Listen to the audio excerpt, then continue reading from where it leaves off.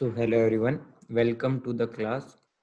तो फिजिक्स की last class में हम लोगों ने देखा था कि हम लार्ज डिस्टेंस को किस तरीके से एस्टिमेट कर रहे थे यूजिंग द पैरालेक्स मेथड, और भी हमने बहुत सारे मेथड वहाँ पर देखे थे। सो आज की क्लास में हम देखेंगे कि हम जो स्मॉल डिस्टेंसेस होते हैं उन्हें किस तरीके से मेज़र करते हैं, और कुछ एरर्स के बारे में भी पढ़ेंगे कि जो एरर्स हम यूजुअली फेस करते हैं ऑब्जर्वेशंस लेते वक्त। ओके, सो लास्ट क्लासेस में जैसे हमने पैरालेक्स मेथड के बारे में भी पढ़ा था कि किस तरीके से हम लार्ज डिस्टेंसेस को मेज़र कर रहे थे। तो आज हम देखते हैं कि हम स्मॉल डिस्टेंसेस को किस तरीके से मेज़र कर पाते हैं। तो वैसे तो हम जो है माइक्रोस्कोप का यूज़ करते हैं, कुछ जैसे इंस्ट्रूमेंट होते हैं ना, स्क्रीन वर्नियर कैलिपर हो गया, स्क्रू गॉज हो गया, तो ये सब ज़्यादा स्मॉल डिस्टेंसेस को मेज़र नहीं कर पाते। जैसे मान लो मुझे एटम को मेज़र करना है या फिर मॉलिक्यूल का साइज मेज़र करना है, तो इनको तो हम आराम से मेज़र नहीं कर सकते। तो इसके लिए हम जनरली वैसे माइक्रोस्कोप का यूज़ करते हैं, लेकिन माइक्रोस्कोप के भी कुछ लिमिटेशन होते हैं। मतलब उसमें भी कभी कभी दिक्कतें आती हैं कि इतना छोटा साइज कैसे देखेंगे।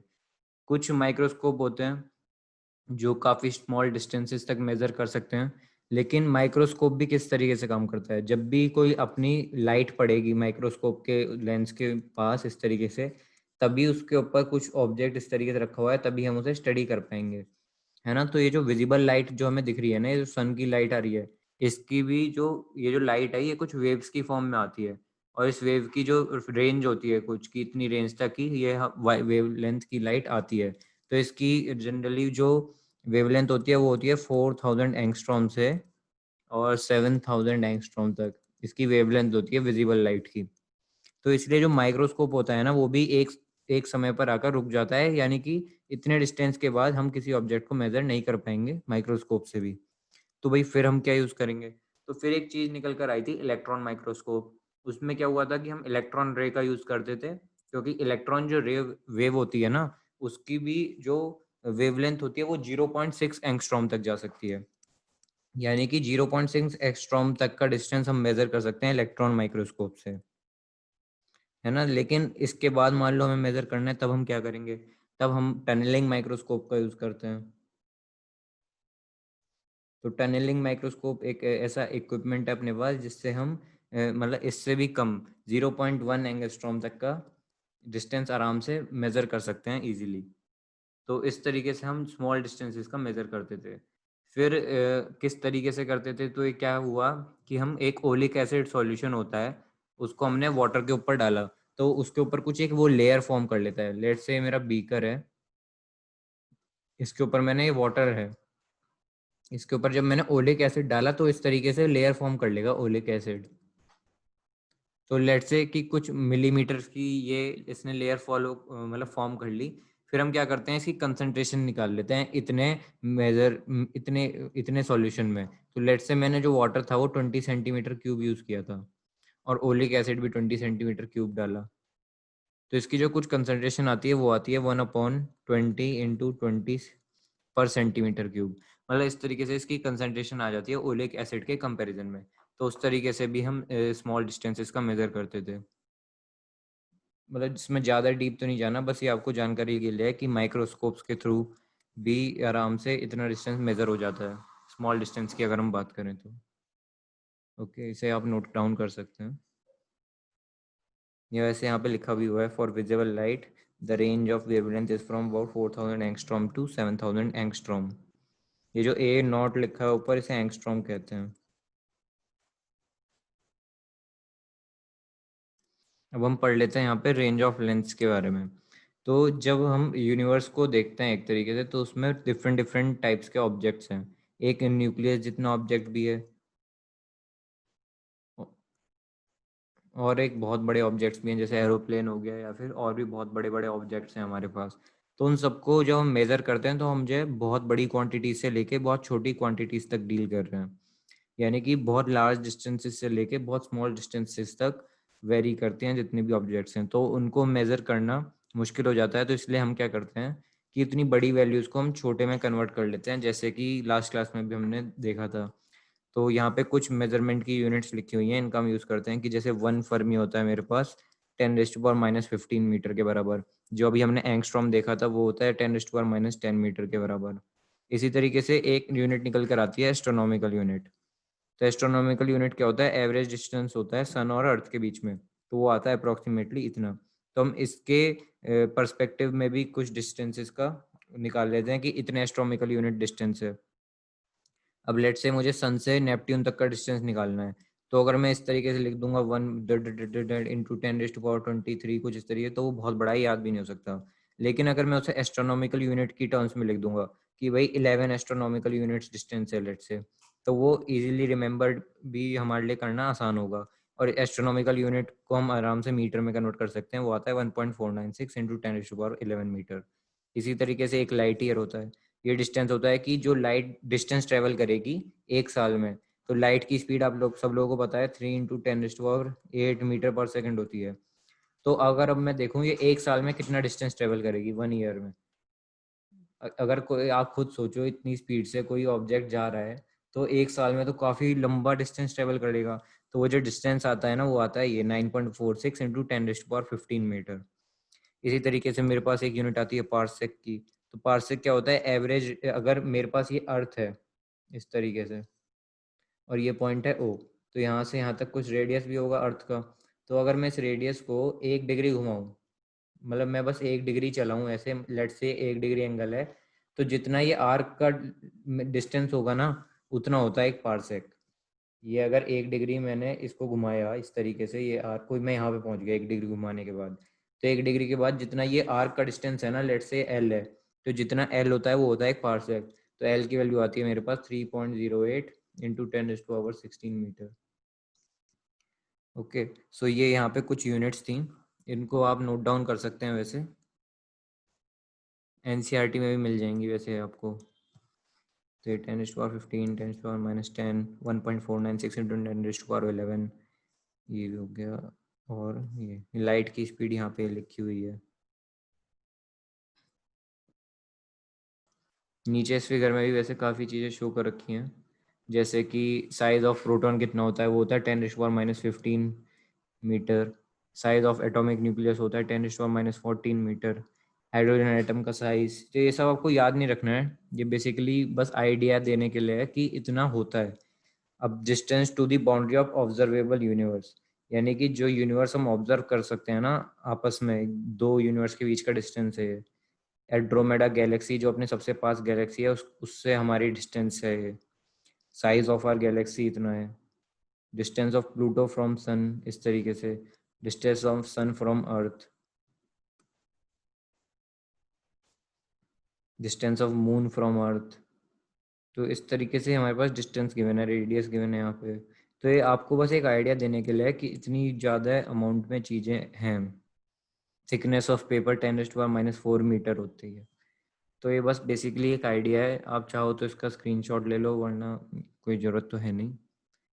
ऐसे ही यहाँ पे एक चीज़ दे रखी होगी, माउंट एवरेस्ट की हाइट अबव सी लेवल, तो वो 10⁻4 है। तो अगर मैं उसका दुगना कर दूं, मतलब दुगना नहीं, इंटू इंटू इंटू 1000 टाइम्स, यानी 1000 माउंट एवरेस्ट अगर लग जाएंगे ना बिल्कुल एक तरफ से सीध में, तो बना देंगे radius of the earth. Mount Everest खुद इतना बड़ा है, अब आप सोचो इंटू 1000 टाइम्स बना के वो रेडियस ऑफ द अर्थ बना रहा है। ओके, तो चलो हम फिर मूव करते हैं नेक्स्ट टॉपिक पे। सो यहाँ पर देख लेते हैं मेजरमेंट ऑफ मास। तो मास तो आप सब लोग जानते हैं, केमिस्ट्री में आपने पढ़ाई है कि मास की यूनिट होती है हमारे पास किलोग्राम। मास को हम मेजर करते हैं किलोग्राम में। मास जो है बेसिक प्रॉपर्टी होती है मैटर की, और वो ना तो टेम्परेचर पर डिपेंड करती है, ना प्रेशर पर, ना ही लोकेशन पर। बल्कि जो वेट होता है, वेट डिपेंड करता है डिफरेंट डिफरेंट लोकेशन पर, क्योंकि वेट के लिए हमें चाहिए होता है मास इंटू ग्रेविटी, और ये जो जी है ये लोकेशन के हिसाब से बदलता है।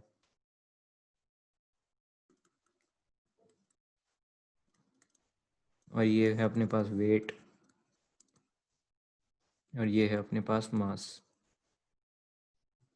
है ना। तो इस तरीके से आपने पढ़ा भी होगा कि कार्बन 12 एटम का वेट ले लेते हैं 1/12 of the mass of carbon 12 atom, बल्कि कार्बन 12 आइसोटोप भी बोल सकते हैं हम उसे। तो 12C का 1/12 कर देते हैं मास से, तो हमारे पास एक बेसिक यूनिफाइड मास आ जाता है 1U, जिसे हम बोलते हैं 1.66 × 10⁻⁻27 kg। तो इनकी टर्म्स में मास मेजर होता है, ये सब आपने पढ़ रखा है। यूनिफाइड एटॉमिक मास यूनिट होती है ये यू, ये जो यू है इसे यूनिफाइड एटॉमिक मास बोलते हैं।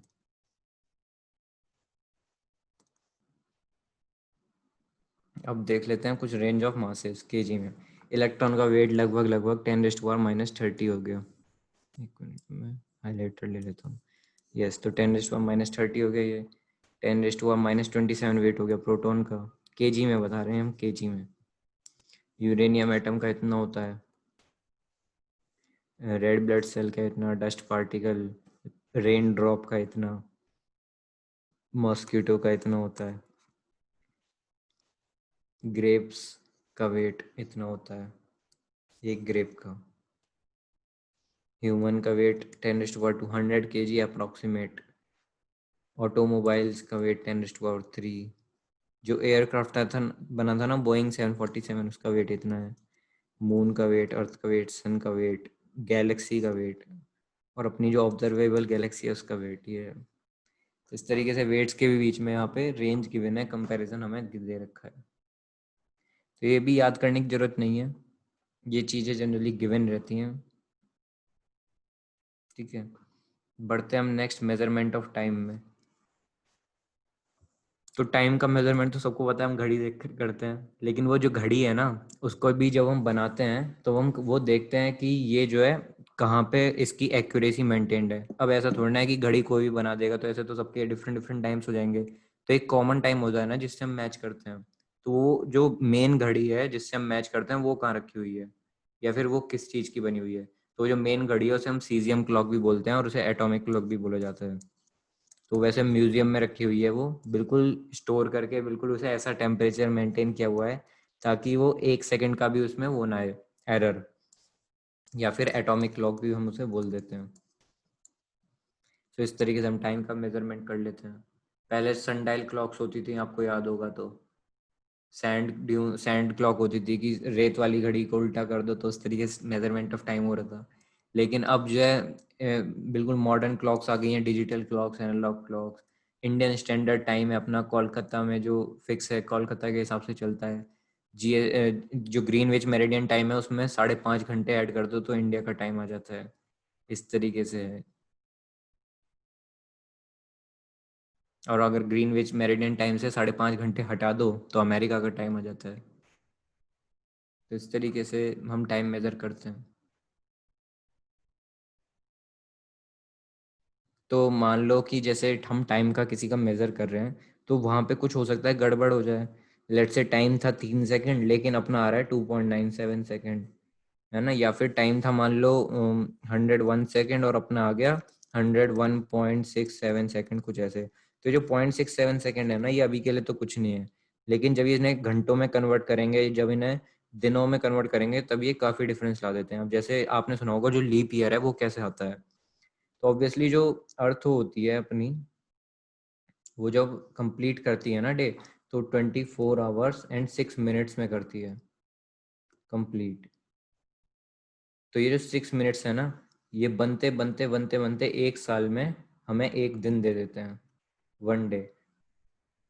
मतलब 4 सालों में मिलकर ये हमें एक दिन एक्स्ट्रा बना देते हैं। तो इस 1 डे को कहीं ऐड करना था तो उन्होंने फेब्रवरी में ऐड कर दिया। सो इस वजह से लीप ईयर में 1 डे ज़्यादा होता है जो 4 साल के बाद आता है। तो इस वजह से देख रहे हो, ये जो 6 मिनट है इन्होंने मिलकर पूरा एक दिन बना दिया 4 सालों में। पता नहीं, ये शायद 6 मिनट था, 6 सेकंड था, कुछ ऐसे ही था। वो आप कैलकुलेट कर सकते हैं चाहो तो आराम से। तो इस तरीके से इन्होंने मिलकर एक दिन बना दिया। बस, तो देख लो टाइम का भी इतना बड़ा रोल होता है कि 0.97 सेकेंड्स। अब आपने ओलंपिक रेस देखी होंगी, वहाँ पे टाइम ऐसे नहीं होता 3 सेकेंड्स हमने मेजर कर लिया। वहाँ पे टाइम माइक्रो में भी चल रहा है, नैनो में भी चल रहा है। 3.67 पॉइंट कुछ इस तरीके से टाइम मेजर करता है। इतने इतने टाइम के फैसले से लोग हार जाते हैं रेसेस में, है ना। तो पॉइंट के बाद जो टाइम है वो भी कितना इम्पोर्टेंट है कि इतने फ्रैक्शन ऑफ टाइम में लोग हार रहे हैं। So this is also really very important thing. Okay. So वैसे ये नोट डाउन करने वाली तो ऐसी कोई चीज़ है नहीं। ये सब आप लोगों को बेसिक्स पता ही होते हैं कि टाइम को मेजर करने के लिए सीजियम क्लॉक का यूज़ हो रहा है, एटॉमिक क्लॉक भी बोलते हैं हम जिसे, है ना। तो ये बस आपको बेसिक्स हैं, पता होने चाहिए, याद करने की ऐसी कोई आवश्यकता नहीं है। फिर अब हम नीचे बढ़ते हैं इम्पोर्टेंट टॉपिक पर, that is accuracy, precision, errors, ये सब। तो एक्यूरेसी तो ये सब आपने केमिस्ट्री में भी पढ़ते हैं, एक्यूरेसी प्रिसीजन क्या होता है। तो accuracy of a measurement is measure of how close the measured value is to the true value. तो जैसे अभी हमने बात करी, लेट से हमारा टाइम होना चाहिए था 3 सेकेंड, लेकिन किसी का आया 2.9 सेकेंड, या फिर किसी का आया 3.1 सेकेंड, तो वो क्या है, एक्यूरेट है। क्यों? क्योंकि उसकी ये जो वैल्यूज आई है ना, 2.9 सेकेंड और 3.1 सेकेंड, ये एक्चुअल वैल्यू के बहुत पास है। अब किसी का आया होता 2.7 सेकेंड या 2.6 सेकेंड, तो एक्चुअल वैल्यू जो 3 सेकेंड है उससे काफ़ी दूर है, तो ये एक्यूरेट नहीं है। और इन चारों में कंपैरिजन किया जाए तो सबसे ज़्यादा एक्यूरेट ये दोनों हैं। तो इस वजह से यही होता है एक्यूरेसी का मीनिंग। अब यहाँ पे एक और बात करी गई है प्रिसीजन की, कि precision tells us how as to what resolution or limit the quantity is measured। यानी इसका मतलब ये है कि लेट से हमारा टाइम आ रहा था 3 सेकेंड, ये थी हमारी बिल्कुल करेक्ट टाइम, इतना आना चाहिए था। लेकिन कुछ बच्चों ने जब ऑब्जर्वेशन करी तो उनका टाइम आया 2.8 सेकेंड्स लेट से। दोबारा किया उन्होंने एक्सपेरिमेंट, दोबारा 2.8 सेकेंड आया, फिर एक और बार किया, फिर एक और बार 1 सेकेंड 2.8 सेकेंड आ गया। तो तीनों बार जब बराबर आ गया तब बोलते हैं उसे कि ये प्रिसाइज है। या फिर अगर 2 बार आ जाता तो प्रिसाइज होता। तो प्रिसीजन का मतलब है कि कितनी बार अपनी जो वैल्यू आई है वो रिपीटेड अमाउंट में आई है ना, तो उतनी ही वो प्रिसाइज हो जाती है। जैसे precision tells us to what resolution और limit the quantity is measured, यानी कितने समय तक वो जो क्वांटिटी है उसकी वैल्यू सेम आई है। तो यहाँ पे मैंने मान लो 3 ऑब्जर्वेशन करे, तीनों बार वैल्यू सेम आ गई, तो ऑब्वियसली वो प्रिसाइज है।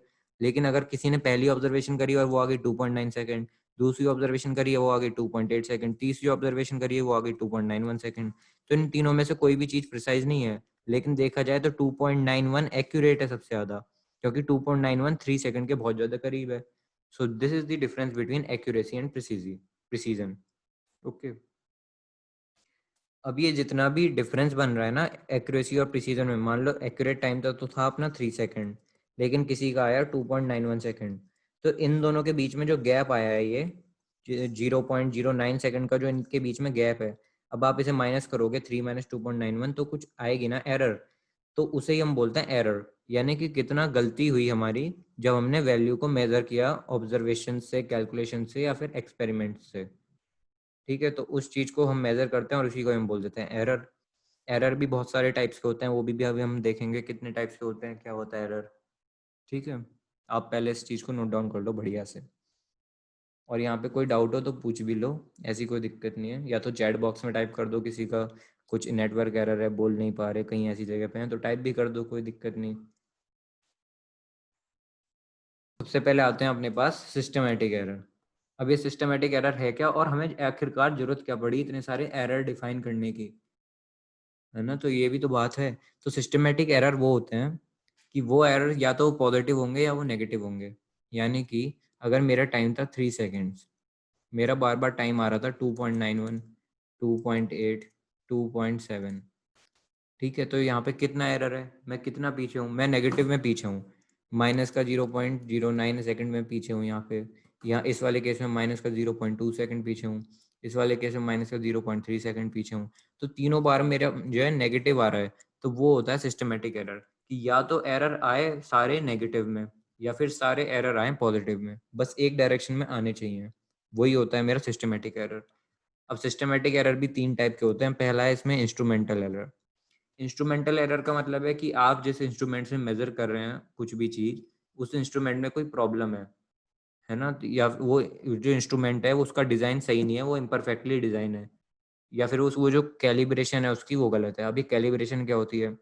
कैलिब्रेशन होती है, मान लो आपके पास कोई भी इंस्ट्रूमेंट है, अभी जैसे हम बात कर रहे थे घड़ी की, लेट से आपके पास ये वॉच ही है, ये कुछ समय बता रही है।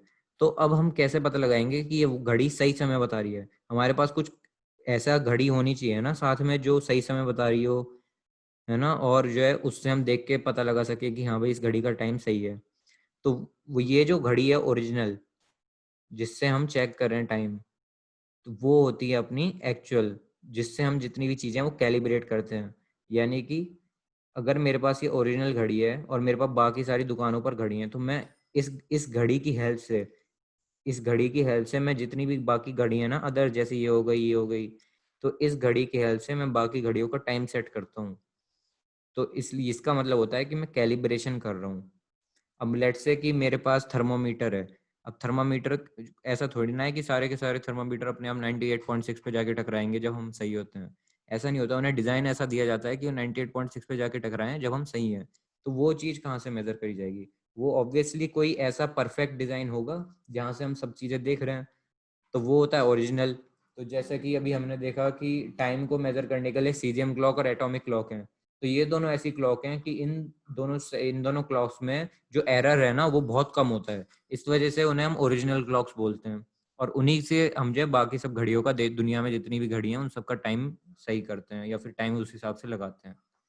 तो ये होता है इंस्ट्रूमेंटल एरर कि भाई अपने किसी इंस्ट्रूमेंट में, इस इंस्ट्रूमेंट में कोई प्रॉब्लम आ गई है ना, चलना बंद कर दिया इसने। अब हम सोच रहे हैं कि 4 ही बज रहे हैं घड़ी में, लेकिन एक्चुअल में बज गए 5, यानी ये घड़ी खराब हो गई है। तो उसको सही कराने के लिए हम इस घड़ी का इस्तेमाल करेंगे जो मेन घड़ी है। तो ये सब होते हैं इंस्ट्रूमेंटल एरर, और इनको इसी तरीके से रिमूव भी किया जाता है कि इनको समय समय पर हमें कैलिब्रेट करना चाहिए, यानी कि समय समय पर इसे ओरिजिनल से मिलाना चाहिए कि ये सही है या नहीं है।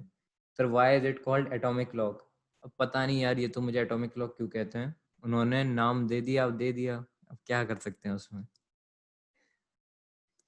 है ना।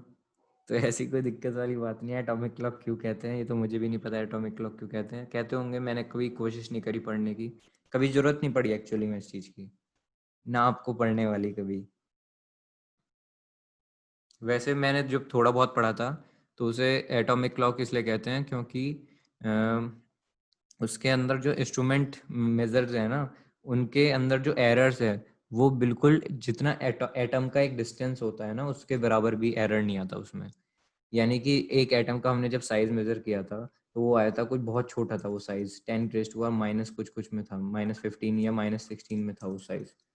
तो इतना एरर भी नहीं आता उस घड़ी में, यानी वो घड़ी इतनी ज्यादा प्रिसाइज है, शायद इस वजह से इसका नाम एटॉमिक क्लॉक है। बाकी मुझे पता नहीं, इंटरनेट गूगल पापा पे देखते हैं, ठीक है, गूगल पे देख के आप ही मुझे बताना जेम्स। ओके, जेम्स का ही क्वेश्चन है, जेम्स ही हमें बताएंगे कि इसे एटॉमिक क्लॉक क्यों कहते हैं।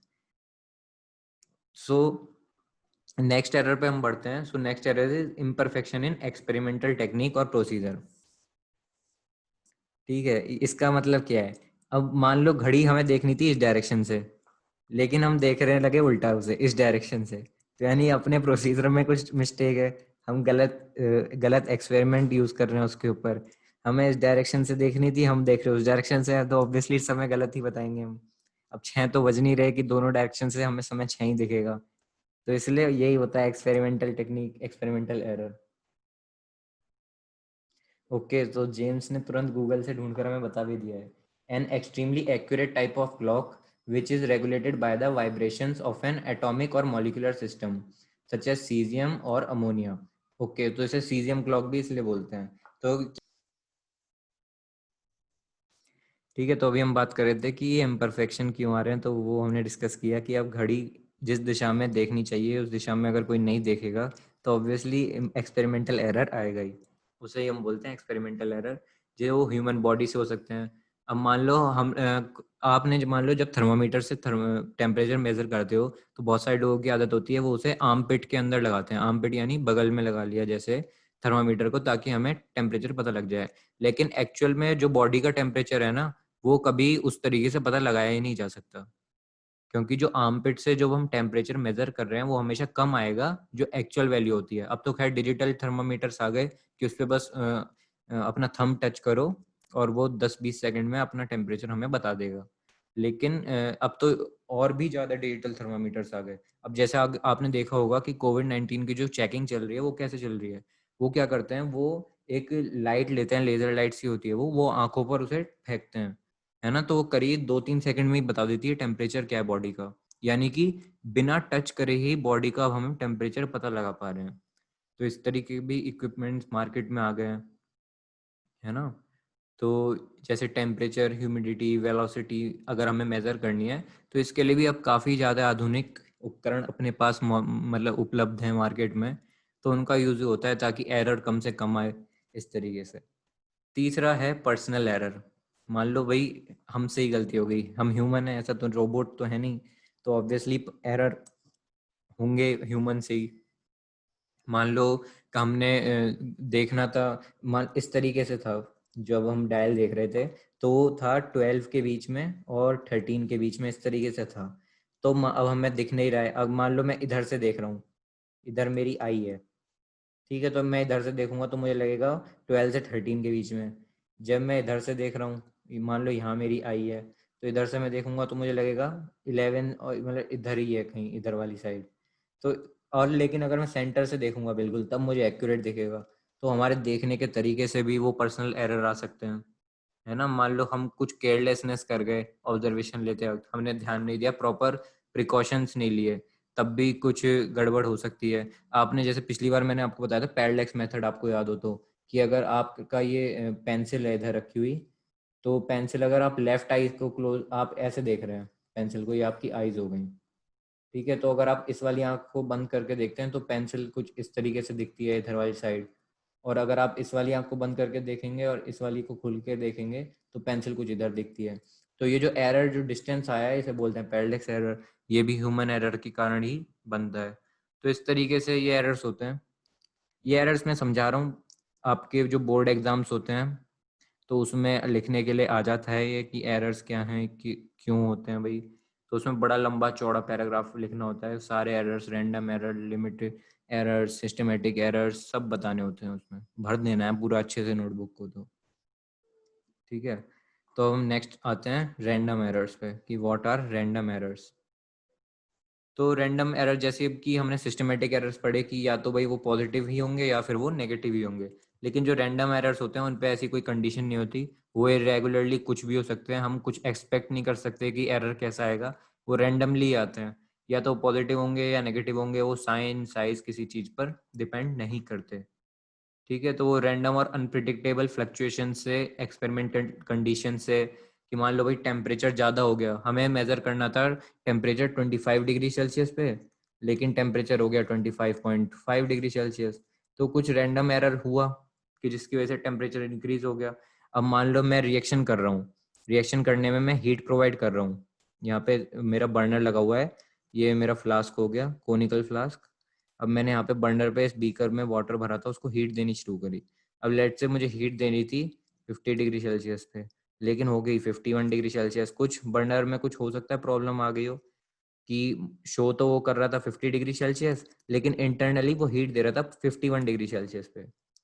समझ रहे हो ना मैं क्या कहना चाह रहा हूँ? मैं कहना चाह रहा हूँ कि डिजिटली तो 50 डिग्री सेल्सियस ही शो कर रहा है, लेकिन 51 डिग्री सेल्सियस पे हीट दे रहा था, यानी कोई इंस्ट्रूमेंटल एरर थी उसके अंदर, कि वो 50 डिग्री शो कर रहा था लेकिन 51 डिग्री पे गर्म कर रहा था। हमें लगा 50 डिग्री पे कर रहा है, हमने वैल्यूज निकाल दी, तो ऑब्वियसली एरर आएगा वैल्यूज में, जो एक्चुअल वैल्यूज हैं उनसे मैच नहीं करेंगी। तो ये चीजें भी ध्यान में देनी पड़ती हैं कि जो अपना बर्नर वर्नर है ये सब सही सलामत काम करते रहें। ठीक है, तो इस वजह से, कि इसी वजह से क्या होता है कि जब हम रीडिंग्स लेते हैं वो 3-4 बार लेते हैं। ऐसा नहीं है कि एक बार हमने रीडिंग ले ली काम हो गया, 3-4-5 बार आराम से लो। फिर उनका क्या करते हैं लोग, जनरली एवरेज निकाल लेते हैं, या फिर जो वैल्यू 2-3 बार आती है प्रिसाइज वैल्यू निकाल लेते हैं। तो ये सब होता है, इसको आप नोट डाउन कर लो रैंडम एरर को अपनी भाषा में आराम से, 1-2 मिनट ले लो, कोई दिक्कत नहीं है।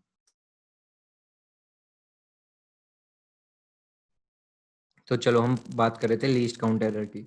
तो लीस्ट काउंट एरर क्या होता है कि मान लो हमारे पास कोई भी apparatus है, ये मेरे पास स्केल ही है, मैं स्केल से डिस्टेंस मेजर करता हूँ, आप सभी लोगों को पता ही है। स्केल हम बहुत जगह यूज़ करते हैं, सीधी लाइन खींचने के लिए जनरली यूज़ करते हैं, कभी कभी डिस्टेंस मेजर करने के लिए भी यूज़ कर लेते हैं जब ज़रूरत पड़ती है, लेकिन ज़्यादातर ये स्ट्रेट लाइन खींचने के काम ही आता है बस। तो इसका एक और काम होता है, इससे हम डिस्टेंस मेजर भी करते हैं, आप लोगों को पता हो तो इसके ऊपर इस तरह की मार्किंग होती है, सेंटीमीटर स्केल होता है, इधर इंच स्केल होता है। तो ये क्या होता है, सेंटीमीटर स्केल के बगल में यहाँ पे कुछ और छोटी छोटी मार्किंग्स होती हैं कि ये मिलीमीटर्स में मेजर कर सकता है। तो एक्चुअली लीस्ट काउंट होती है वो वैल्यू जितना ये सबसे कम डिस्टेंस मेजर कर सकता है कोई भी हमारा एपेरेटस। जैसे कि अब ये स्केल था तो इसमें सबसे छोटा डिस्टेंस जो ये मेजर कर सकता है वो लिखा है मिलीमीटर में, तो यानी कि इसकी लिस्ट काउंट हो गई 1 मिलीमीटर, यानी 1 मिलीमीटर इसका वो डिस्टेंस है जो ये मेजर कर सकता है सबसे कम। इसी तरीके से और भी अपैरेटस होते हैं, जैसे आपने वर्नियर स्केल शायद देखा होगा, पता नहीं शायद नहीं भी देखा हो। तो जो वर्नियर स्केल होता है उसकी भी एक लीस्ट काउंट होती है कि वो कितना कम से कम डिस्टेंस मेजर कर पाएगा। इसी तरीके से जितने भी अपने पास इंस्ट्रूमेंट्स या इक्विपमेंट्स होते हैं सबकी डिफरेंट डिफरेंट लीस्ट काउंट्स होती हैं कि वो उतना ही डिस्टेंस मेजर कर सकते हैं। तो उसमें एरर भी आ जाते हैं कई बार, और ये जो एरर होते हैं ये रैंडम एरर के अंदर ही आते हैं, इसमें हमारी तो कोई गलती है नहीं। अब अपना स्केल अगर धुंधला पड़ रहा है इधर से तो हमारी तो कोई गलती है नहीं। अब वो घिस गया तो घिस गया, हम क्या कर सकते हैं। तो कई बार उसमें भी दिक्कतें आ जाती हैं, वो अपना लीस्ट काउंट एरर हो गया। तो इस तरीके से एरर्स अपना चलते ही रहते हैं और इनके साथ हमें डील करना ही है। ऐसा नहीं हो सकता कि हम बिल्कुल एरर निगलेक्ट कर दें। कुछ कई कई बार होता है, अब जैसे एटॉमिक और सीजियम क्लॉक है उसमें भी अगर वो इतनी एक्यूरेट है लेकिन उसमें भी एरर आते हैं। वो अब लेकिन ये बात है कि उसमें जो एरर आएगा वो आएगा आराम से 1000 5000 साल बाद, है ना। तो इस तरीके से लेकिन एरर उसमें भी आएगा, तो एरर्स को हम ऐसे निगलेक्ट नहीं कर सकते बिल्कुल प्योरली कि भाई हमने निगलेक्ट ही करके चल रहे हैं। तो यही है एरर्स के बारे में। तो ठीक है, हम देख लेते हैं कुछ और टॉपिक्स, मज़ेदार से टॉपिक्स कि ये एरर्स में और जब अंदर घुसेंगे तो हमारे पास टर्म्स आती हैं कुछ, एब्सोल्यूट एरर, रिलेटिव एरर और परसेंटेज एरर। तो बड़े बड़े नाम बोल दिए, अभी हम देखते हैं ना कि क्या होती हैं चीज़ें। तो सबसे पहले देखते हैं एब्सोल्यूट एरर। ये एब्सोल्यूट एरर क्या होता है। तो मान लो मेरी एक्चुअल क्वांटिटी थी 3, एक्चुअल जो वैल्यू आनी थी मेरी 3 सेकंड आनी थी, लेकिन मान लो मैंने एक्सपेरिमेंट किया मेरी वैल्यू आई 2.91 सेकंड। तो अब एक्चुअल एब्सोल्यूट एरर क्या हुआ, सिंपल इन दोनों को माइनस कर दो। तो 3 माइनस 2.91 ये हो जाएगा 0.09 सेकंड। तो ये हो गया मेरा absolute error. Absolute error simply होता है एक्चुअल वैल्यू माइनस और एक्सपेरिमेंटल वैल्यू जो मेरी एक्सपेरिमेंट कर कर आई है, वो हो जाते हैं एब्सोल्यूट एरर। अब मान लो मैंने 2 ऑब्जर्वेशन और करी होती, 2.91 आया एक से मान लो आ रहा मेरा होता 2.87, एक से मान लो आ रहा होता 2.85 सेकंड, इस तरीके से। तो ऑब्वियसली 3 सेकंड माइनस 2.87 सेकंड करूंगा मैं, तो वो आ जाएगा मेरा 0.13 सेकंड। और इसी तरीके से 3 सेकंड माइनस 2.85 सेकंड करूंगा, वो आ जाएगा 0.15 सेकंड। तो ये ही होता है मेरे एब्सोल्यूट एरर। सो इस तरीके से मैंने 3 सेकंड माइनस 2.87 सेकंड किया तो वो आ गया 0.13 सेकंड। और जब मैंने 3 सेकंड माइनस 2.85 सेकंड किया तो वो आ गया 0.15 सेकंड। तो ये जब मैं एरर माइनस कर रहा हूँ ना एक्चुअल वैल्यू से मेरी एक्सपेरिमेंटल वैल्यूज, तो जो वैल्यूज निकल के आ रही हैं ये है मेरी एब्सोल्यूट एरर, सिंपल है। और अगर मैं इनका मीन निकाल लूंगा, मतलब एवरेज निकाल लूंगा, तो वो आ जाएगा मेरा ए मीन, यानी एब्सोल्यूट मीन एरर। उससे क्या होगा, मेरे पास एवरेज एरर की वैल्यू आ जाएगी कि एरर इतना है, मतलब एवरेज। तो इस तरीके से हम एवरेज कैलकुलेट कर सकते हैं। ओके, एवरेज मीन वैल्यू भी लिख देते हैं इसे। सो यही है अपने पास एब्सोल्यूट एरर। तो ज़्यादा कोई दिक्कत वाली बात नहीं है, टेंशन लेने वाली बात नहीं है। अब मान लो कि ये मेरी थी फर्स्ट ऑब्जर्वेशन वैल्यू, ये थी मेरी सेकंड ऑब्जर्वेशन वैल्यू, ये थी मेरी थर्ड ऑब्जर्वेशनल वैल्यू। ठीक है, तो अगर मैं देखूं ये आया मेरा लेट से डेल A1, मतलब चेंज आया एक्चुअल में और फर्स्ट ऑब्जर्वेशन वैल्यू में। लेट से मेरी कुछ वैल्यू थी एक्चुअल, इसको मैं स्मॉल ए से डिनोट कर रहा हूँ। तो और ये आया मेरा डेल A2, ये आया मेरा डेल A3। ठीक है, क्योंकि जब मैंने तीनों को माइनस किया, तो इसे अगर मैं लिखना चाहूँ तो मैं इसे इस तरीके से लिख सकता हूँ कि ये आया मेरा del A1 is equal to A mean minus A1। ठीक है, इसी तरीके से del A2 is equal to A mean minus A2। और इसी तरीके से del A3 is equal to A mean minus A3। तो मैं सिंपल क्या कर रहा हूँ, लेट से ये मेरा A1 है, ये A2 है, ये A3 है और ये एक्चुअल ए मीन है। तो फिर मैंने क्या किया, सिंपल माइनस कर दिया और कुछ नहीं किया है। वैसे ये अगर मैं इसका ए मीन ना इस तरीके से ना निकाल के, ये जो मेरे पास वैल्यूज गिवन है ना 2.91 सेकंड, 2.87 सेकंड और ये जो 2.85 सेकंड है, अगर मैं इसका एवरेज निकाल लूँ तो वो जो वैल्यू निकल कर आएगी वो होती है मेरी ए मीन। यानी कि लेट से कि मैंने एक्सपेरिमेंट किए और मेरे पास कुछ वैल्यूज ऑब्टेन होके आई, यानी कि एक आ गई 2.91 सेकंड, एक आ गई 2.87 सेकंड, एक आ गई 2.85 सेकंड। तो अब मैंने क्या किया, इनका एवरेज निकाला। सो वो आ जाएगा ए मीन, यानी कि 2.91 plus 2.87 plus 2.85 upon 3। So this is equal to A mean. ठीक है, सिंपल हो गया ये। अब मैंने क्या किया, इसमें डेल ए वन निकालने के लिए ए मीन माइनस ए वन कर दिया। ए मीन आया मेरा, ये इससे जो सॉल्व करके आएगा कुछ ए मीन, उसमें से माइनस कर दिया मैंने ये ए वन 2.91, तो वैल्यू जो निकल कर आएगी वो होती है मेरी del A mean. A mean अलग चीज है और डेल ए मीन अलग चीज है।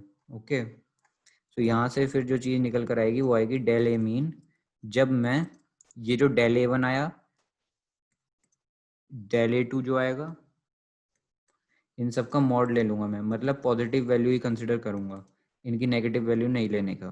क्योंकि जब मैं ए मीन माइनस ए वन करूंगा तो कुछ वैल्यूज पॉजिटिव आएंगी, कुछ वैल्यूज नेगेटिव आएंगी, तो मैं उनकी बस पॉजिटिव वैल्यूज लेके इस तरीके से मान लो जितनी भी आती चल जाए एन डिजिट तक। ठीक है, मैं कर दूंगा डिवाइडेड बाय एन इस तरीके से, तो वो आ जाएगा डेल ए मीन। तो जेम्स ने 8.63 लिखा है, वो सही है। अब मुझे मतलब मैंने कैलकुलेट तो नहीं किया, बट जेम्स ने कैलकुलेट किया है, एवरेज तो निकाल ही लिया है, चलो तो सही ही होगा। पर ये 8.63 जेम्स कैसे आया आपको? 8.63 तो नहीं आना चाहिए, क्योंकि ये जब 2.91 2.87 2.85 है तो कुछ 2 पॉइंट करके आना चाहिए था ना। 2 पॉइंट ये आना चाहिए था, लगभग लगभग 2.88 के आसपास। ये 8.63 कैसे आ गया? तो चलो एनीवेज, ये चीज़ आपको हो सकता है समझ में आई होगी बढ़िया तरीके से। अब हम देख लेते हैं रिलेटिव एरर क्या होता है। तो रिलेटिव एरर में हम क्या कर रहे हैं, सिंपल, ये जो हमने डेल ए मीन निकाला, हम इसको सिंपल डिवाइड कर रहे हैं ए मीन से। ओके, तो आपने बस ये 3 नंबर्स को ऐड किया है, इसको डिवाइड बाय 3 भी करना है। ये जो मैंने लिखा है ना डिवाइड बाय 3, आपको ये भी चीज़ करनी है, तभी आपका एवरेज आएगा। तो रिलेटिव एरर होता है सिंपल मेरा del A mean upon A mean, और मेरा रिलेटिव एरर आ जाता है। और अगर मैं देखूं कि परसेंटेज एरर क्या होता है, तो परसेंटेज एरर के लिए मैं क्या करता हूँ, ये जो मेरा आया ना relative error del A mean upon A mean, इसकी मैं मल्टीप्लाई करता हूँ सिंपल 100 के साथ, और मेरा आ जाता है परसेंटेज एरर। बस यही होता है। इनके ऊपर क्वेश्चंस भी हम आराम से देख सकते हैं, तो हम अगली क्लास में देख लेंगे क्वेश्चंस। अभी आप पहले ये चीज़ नोट डाउन कर लो, मैं इसे हाईलाइट भी कर देता हूँ। परसेंटेज एरर हो गया अपना del A mean into 100 upon A mean. इसी तरीके से रिलेटिव एरर हमने कैलकुलेट किया, वो हुआ del A mean upon A mean. और जो डेल ए मीन है, अब ये क्या होता है, तो डेल ए मीन होता है अपने पास सॉरी, तो ये del A one plus del A two plus del A three up to del A N, और ये हो जाएगा upon N. Sir will this come for exam? हाँ, ये चीज़ें एग्जाम में आ जाती हैं कि एरर्स निकालने के लिए आ जाते हैं ये, बल्कि आईआईटी में अभी आपके क्वेश्चंस पूछ लेते हैं इससे रिलेटेड। ठीक है, तो जेम्स का क्वेश्चन था ये। तो ए मीन अपने पास इस तरीके से एवरेज हो गया, डेल ए वन आ गया मेरे पास ए मीन माइनस ए वन। जो ए वन था इसमें ये वाली वैल्यूज अपनी फर्स्ट ऑब्जर्वेशन, ए टू थी ये वाली ऑब्जर्वेशन, ए थ्री थी ये वाली ऑब्जर्वेशन। डेल ए वन मैंने कैलकुलेट किया था सिंपल एक्चुअल माइनस दिस करके, दिस माइनस दिस करके, दिस माइनस दिस करके। डेल ए मीन का फॉर्मूला वैसे ये है, ये फॉर्मूला आपको फॉलो करना है डेल ए मीन के लिए। आप ए मीन निकालो सिंपल पहले एवरेज, और माइनस कर दो उसे ए वन से। ओके, और फिर कर दो divided by those number of frequencies जो आपने ली हैं। ए वन आपका है ये आपका ए वन। तो इस तरीके से हम एरर्स फाइंड आउट करते हैं। लीस्ट काउंट एरर भी हो गया, रैंडम एरर भी हो गया, पर्सनल एरर, एक्सपेरिमेंटल एरर्स भी हो गए, इंस्ट्रूमेंटल एरर, सिस्टमेटिक एरर भी हो गया, एक्यूरेसी प्रिसीजन के बारे में भी हमने पढ़ लिया, मेजरमेंट ऑफ टाइम हो गया है, रेंज ऑफ मासेस भी हमने देख लिया कि किस रेंज में मासेस होते हैं, मेजरमेंट ऑफ मास भी पढ़ लिया, बस रेंज ऑफ लेंथ भी देख ली, यूनिट्स भी देख ली हमने, और स्मॉल डिस्टेंसेस को हम माइक्रोस्कोप की मदद से मेजर करते हैं वो भी हमने देख लिया। तो बेसिकली आज की क्लास के लिए इतना ही है।